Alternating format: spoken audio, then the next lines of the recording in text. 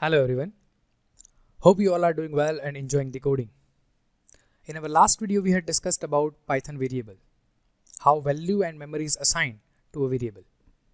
In this video we are going to discuss about Python string. So the first thing that comes in our mind, what is string? String is nothing but a sequence of characters. You can use double quote or single quote or triple quote to create a string, and by using that you are able to assign the value of string to your variable. Here I have declared one variable named my_variable and the value of that variable is Python string. So let's see how we are able to declare a variable and how we are able to assign variable by using single, double or triple quotes. So first is the name of my variable and the value is, let's say, Vishal. Here I have used double quote to store the string into the variable named first. Let me create another variable and this time I am going to use single quote. So the value is, let's say, borrowed. So here I have created two variables, first and last. In the first variable I have stored a string Vishal by using double quote, and in last I have stored the string by using single quote. We can also use triple quote. Generally we use triple quote when our string contains more than one line. For an instance, if I say I would like to store the email body in my variable, so the name of the variable is, let's say, message and triple quote. The value can be hello, how are you? Hope you like the video. So when you have multiple lines, you can use triple quote to store that string into your variable. One important thing over here is if your string contain double quote. So this is my string, and what if my string contain double quote? So at that time when you are trying to print the value of your string, it will simply generate an error. The reason being, Python interpreter understand that this is the starting of the string and this is the ending of your string, and that's why for this portion it says invalid syntax. So we do have two solutions over here. One thing, that when you start your string with double quote and we would like to store double quote as a part of your string, at that time do not start your string with double quote, use single quote instead. And let's see the output. So the output says Vishal borrowed with double quote. Now the same thing can apply in the case of single quote. So if I say that Vishal borrowed is my value and I would like to store single quote as a part of string, and when you try to execute the program, it gives an error. So here as well you can start with double quote.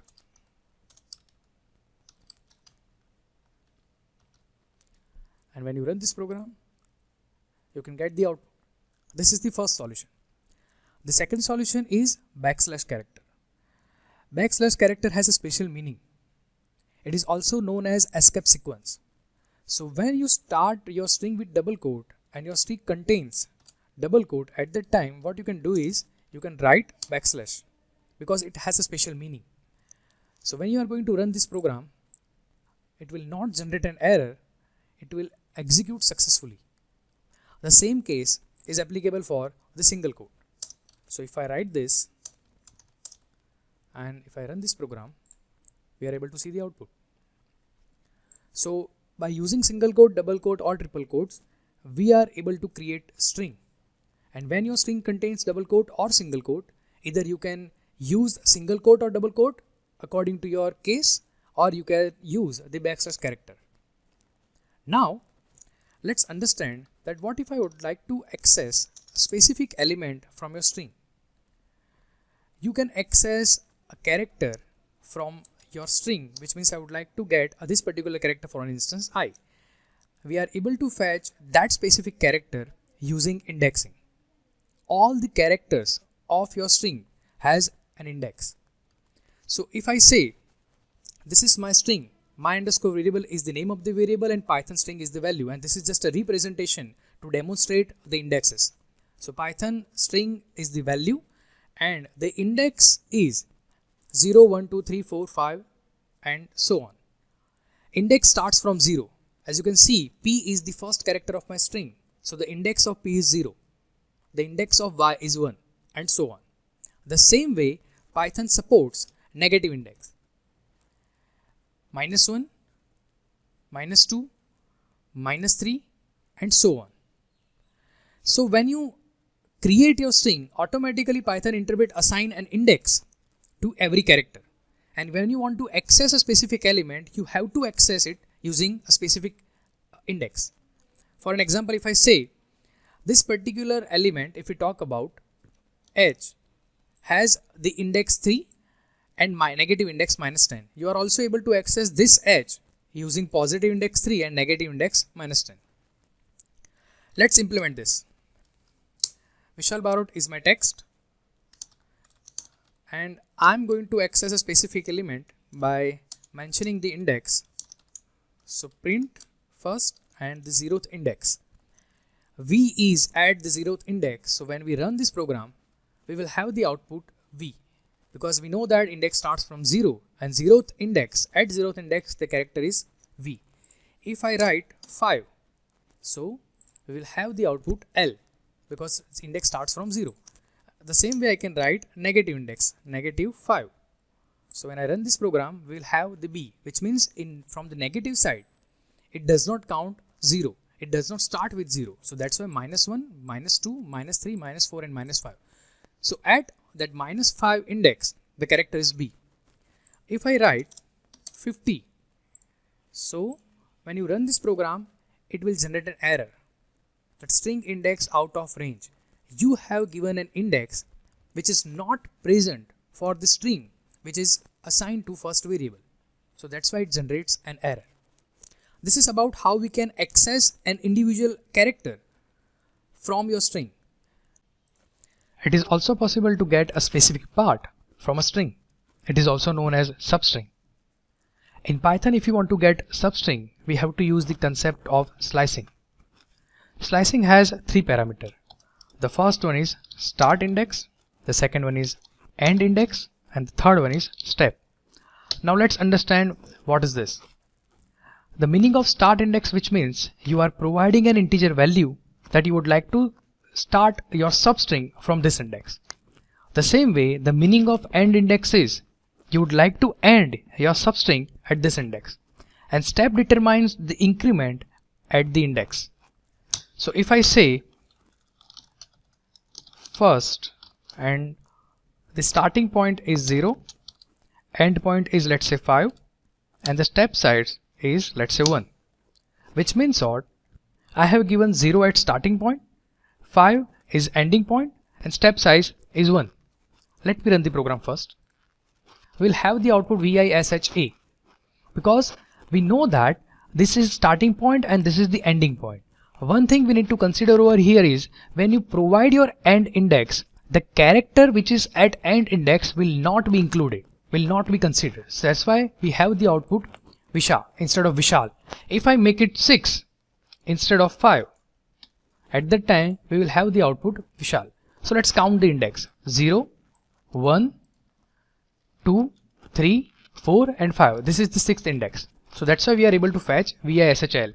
And the step size that we have mentioned, which is 1. So that's why we are incrementing 1 at the index. Let's make it 2 and let's see the difference. We are able to see the output is VSA. Now let's count. 0 is the index, I and S, which means we have the increment portion which is 2.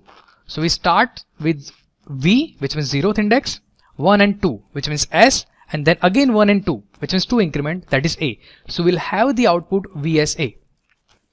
Let's make minor modification over here, 9 and 3.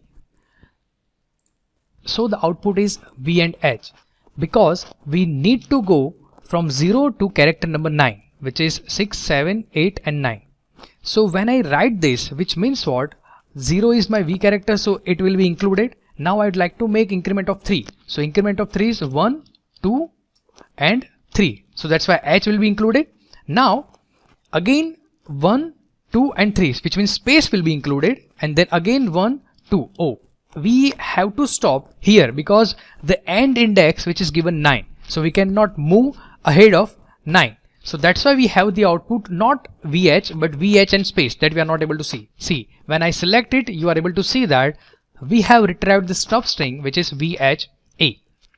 We know that Python also supports negative index. So let's try one example. -1, -5 and -1, which means -1 is the last character of our string, which is T in our example. -5 is our end index and -1 is the increment or decrement portion. So we need to move from right to left this time because negative index has been provided. So let's see the output. TORA, which is -1, -2, -3, -4 and -5. But as I said, end index, the character at end index will be omitted. So the output is TORA. Let's see another thing. If I do not mention anything, and that what would be the output? The output is the entire string, which means what? By default, the value of start index is 0. By default, the value of end index is length of the string.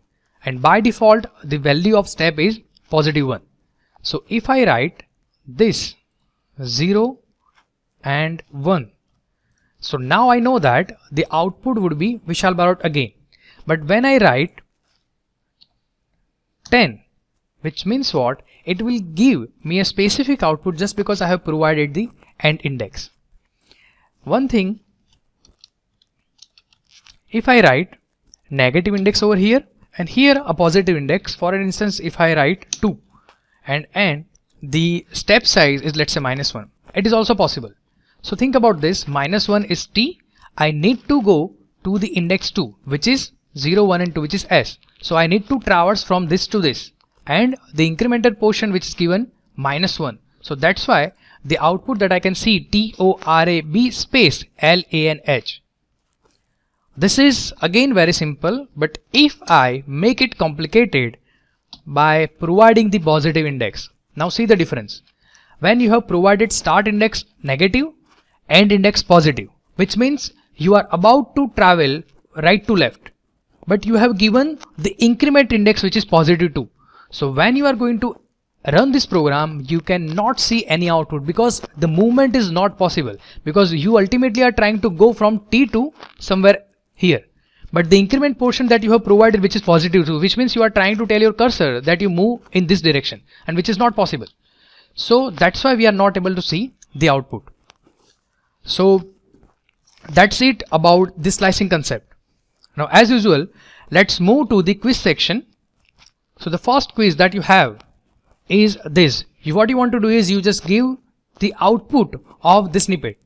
So this is the first, this is the second one, third one, fourth, and this is the last one. Do not directly write this number of lines in your editor and see the output. Just try to first analyze it, just try to guess it, and if possible, write your answer in the comment. That's it for this video. Hope you all understood this. If you have any suggestion or doubt, please do let me know in the comment. Thank you for being here.